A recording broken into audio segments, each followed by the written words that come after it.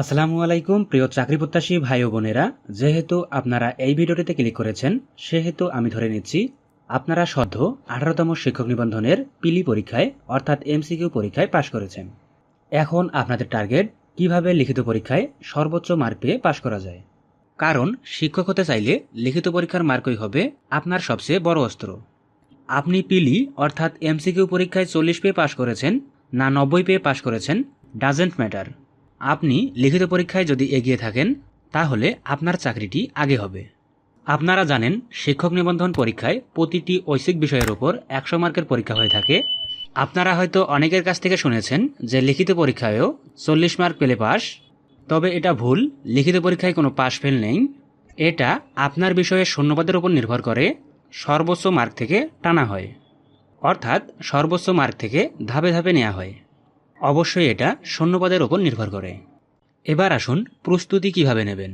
লিখিত পরীক্ষার প্রস্তুতি নেওয়ার জন্য আপনাকে সর্বপ্রথম সিলেবাসটা ফলো করতে হবে।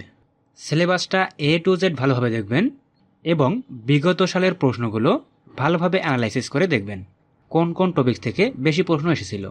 যেসব টপিকস থেকে বিগত বছরগুলোতে প্রশ্ন এসেছিল সেগুলো আগে পড়ুন। এরপর আপনারা একটা প্রশ্ন অনেকবার করেছেন, যে হচ্ছে কোন বই পড়ব এবং বইগুলো কোথায় পাবো। হ্যাঁ, আসলে একটা সমস্যায় অনেকেই ভোগেন, কিছু কিছু বিষয়ের বই সব লাইব্রেরিতে পাওয়া যায় না।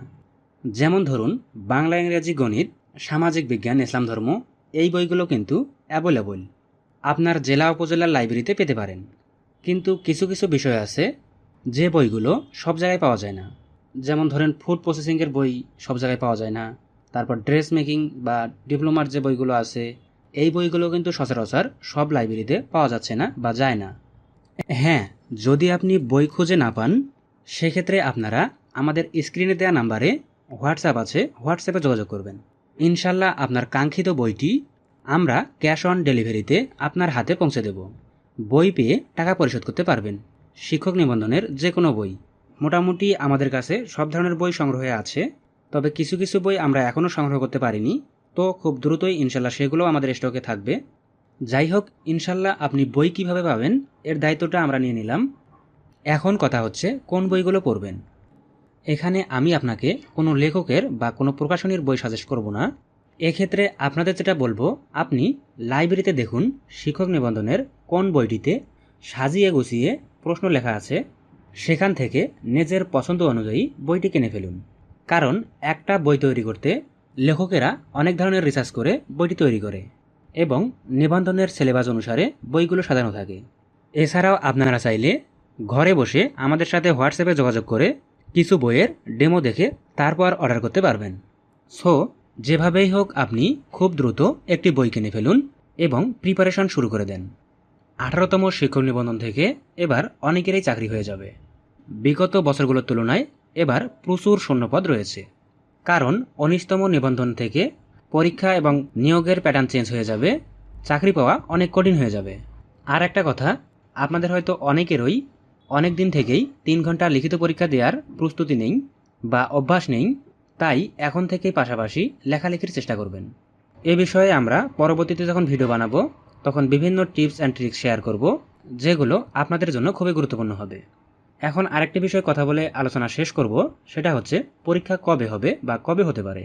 দেখুন, আজকে মে মাসের 17 তারিখ। মে মাসের কিছুদিন পাচ্ছেন এবং জুন পুরোটাই পাবেন। জুনে পরীক্ষা হবে না, পরীক্ষা হওয়ার কথা জুলাই মাসে। খুব সম্ভবত জুলাই মাসের 19 তারিখ বা জুলাই মাসের শেষ সপ্তাহে এই পরীক্ষাটি হতে পারে। অর্থাৎ মোটামুটি আপনাদের হাতে 2 মাসের মতো এখনও সময় আছে, যেটা আমরা মনে করি এই সময়ের মধ্যে যদি গুছিয়ে পড়া যায় তাহলে পরীক্ষায় অবশ্যই ভালো মার্ক ক্যারি করতে পারবেন।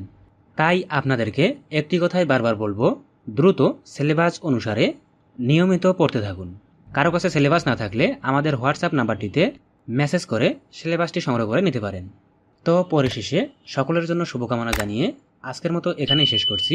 ধন্যবাদ। আল্লাহ হাফেজ।